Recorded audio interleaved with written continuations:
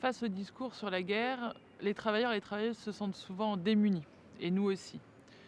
Cette situation, c'est pas la première fois qu'elle arrive, et depuis maintenant plus de 150 ans, le mouvement ouvrier, puis le mouvement syndical, ont en fait réfléchi, discuté, y compris se sont réunis, séparés autour de ces questions. Et il est important de revenir un peu justement sur ces histoires, sur ces débats, pour y comprendre aujourd'hui quels outils nous, en tant que syndicalistes et en tant que travailleurs et travailleuses, on peut avoir face à la situation d'une guerre qui se régénéralise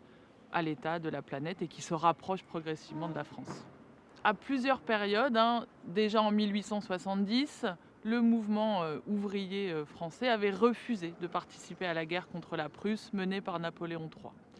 Les ouvriers vont entrer dans la guerre, mais en décalé, au moment où justement l'Empire tombe et est remplacé par une république qu'ils pensent sociale, et ils prendront les armes à ce moment-là. Ça n'était pas une évidence, mais ils vont décider de le faire. À nouveau en 1914, un débat va traverser le monde ouvrier qui s'était en fait plutôt construit sur le pacifisme ou l'antimilitarisme, comme il disait à l'époque, refusant que les armes servent le système capitaliste.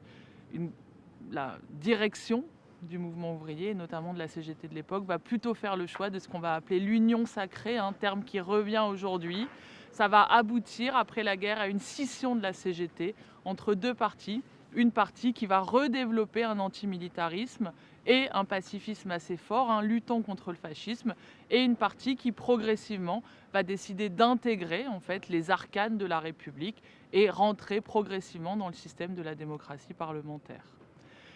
Cette question va se reposer un peu différemment dans les années 1930 parce qu'un certain nombre de mouvements armés contre le fascisme et aussi le développement de mouvements anticoloniaux, et aussi le développement de mouvements anticoloniaux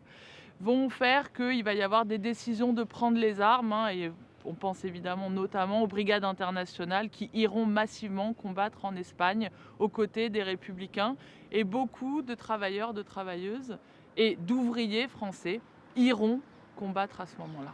En 1939, c'est extrêmement compliqué pour les ouvriers et les ouvrières de nouveau, mais il y aura ce choix de nouveau de lutter contre le régime nazi. Mais pendant toute la guerre, le mouvement syndical va être très divisé, avec un mouvement qui va essayer d'accompagner le régime de Vichy et un autre mouvement qui va très clairement rentrer dans la résistance. D'ailleurs, à ce moment-là, il y aura une réunification qui va s'effectuer autour justement des grands mouvements syndicaux de l'époque, qui vont permettre de traverser la guerre et d'ailleurs d'obtenir à la fin de la guerre un certain nombre de droits sociaux qui sont clairement dus aux mouvements de résistance syndicaux pendant cette période. La période qui s'est ouverte avec la guerre froide va de nouveau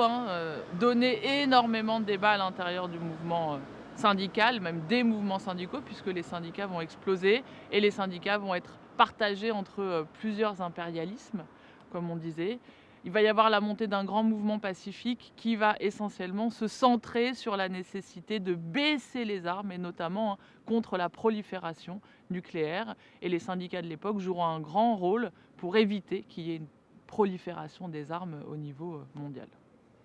Après la chute de l'Union soviétique, il y a eu cette idée qu'il y aurait enfin un monde uni et que ce serait la fin de la période de guerre. Il ne faut pas beaucoup chercher pour savoir que ça n'est pas arrivé et que les guerres sont extrêmement importantes aujourd'hui, que ce soit en Ukraine, que ce soit ce qui se passe encore aujourd'hui en Palestine, mais aussi au Congo et dans d'autres pays.